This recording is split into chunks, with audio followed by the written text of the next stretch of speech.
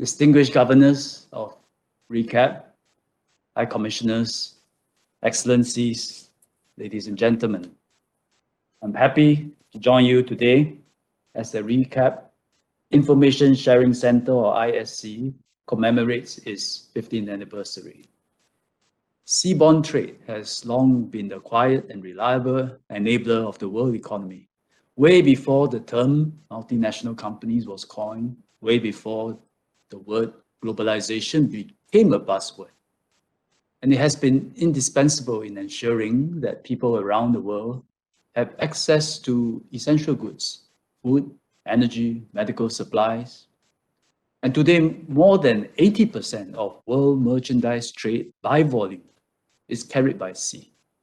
So while COVID-19 has caused upheavals in seaborne trade, it has also accentuated the importance of global shipping. And in that context, we also underscore the importance of Asia to seaborne trade. As a region, it is the largest end market of the world. It is also the largest factory of the world, where goods originate. And in 2019, nearly 65% of global port container cargo handling was concentrated in Asia. Today, the region remains the fastest growing part of the world, with a rising middle class. The world can participate and contribute and benefit from Asia's growth through trade and exchange of people and ideas. And together we can bring about better lives for our people and solve global problems together.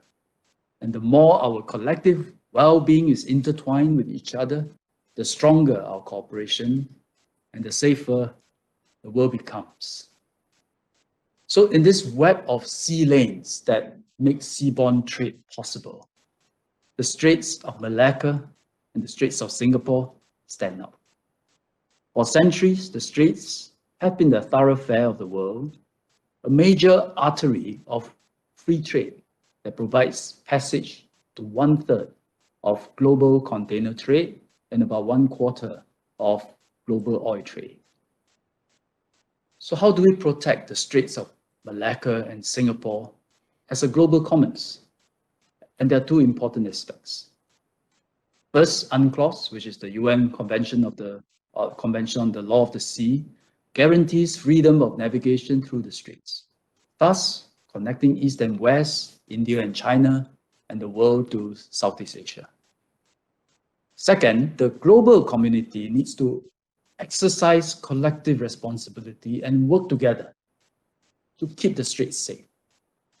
Piracy has a long history in Asia, dating back centuries. In more recent times, incidents of piracy and sea robbery in the Strait of Malacca in the early 2000s led to it being declared a war risk area by the Lloyd's Joint War Committee. A major aspect of safe navigation along the Straits of Malacca and Singapore is to protect our seafarers from the perennial threat of piracy and sea robberies. ReCAAP therefore entered into force in 2006.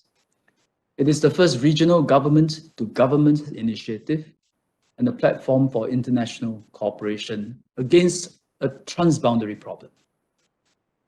Many like-minded partners from the region and beyond joined its mission. ReCAAP's membership started with 14 contracting parties, which has grown to 20 today.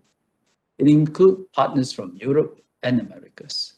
And we look forward to welcoming more partners, such as France and Germany, who are working towards joining ReCAAP. The ReCAAP ISC was set up in Singapore in November 2006. Since then, it has established itself as a vital part of regional anti-piracy architecture through information sharing, capacity building, and cooperative arrangements. An example of ISC's good work was how it tackled the problem of oil cargo thefts.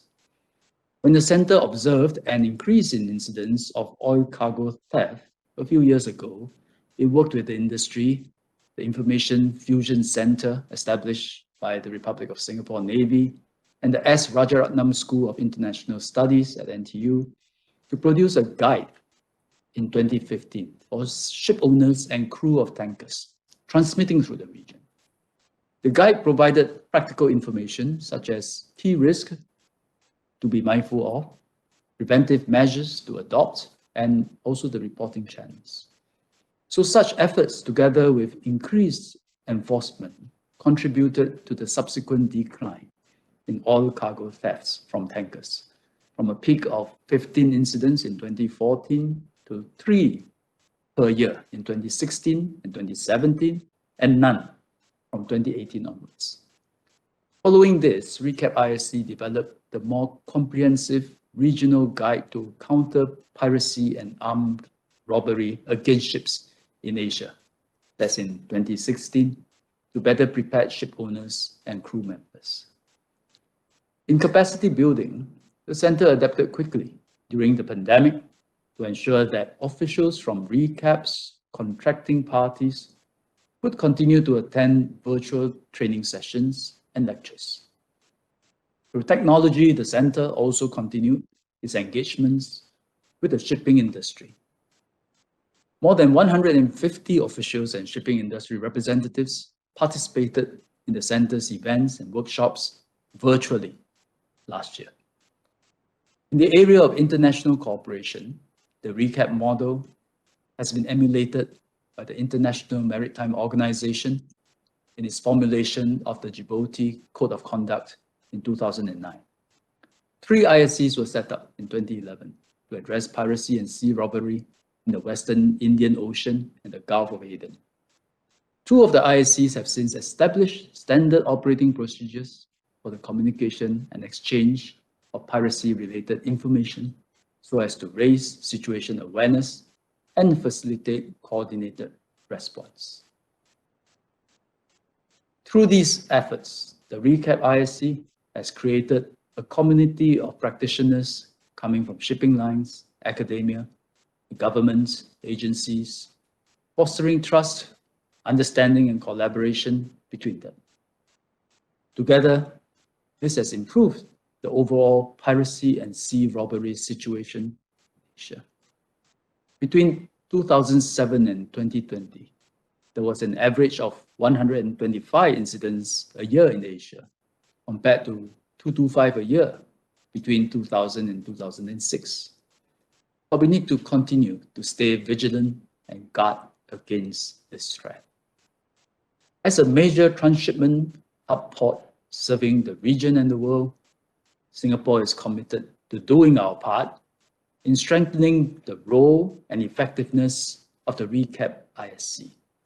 We have hosted the ISC since its establishment 15 years ago and have devoted significant resources towards its operations over the years.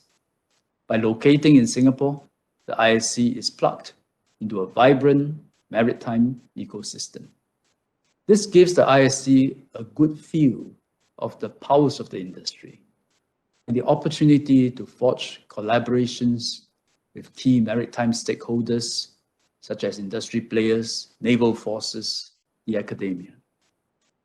Singapore is honored to have played an active part in the ISC's development over the years and will continue to work with the contracting parties of ReCAAP in giving the center our strongest support. Together with the able leadership of the ReCAAP ISC team, I'm confident that the center will continue to grow from strength to strength. Thank you.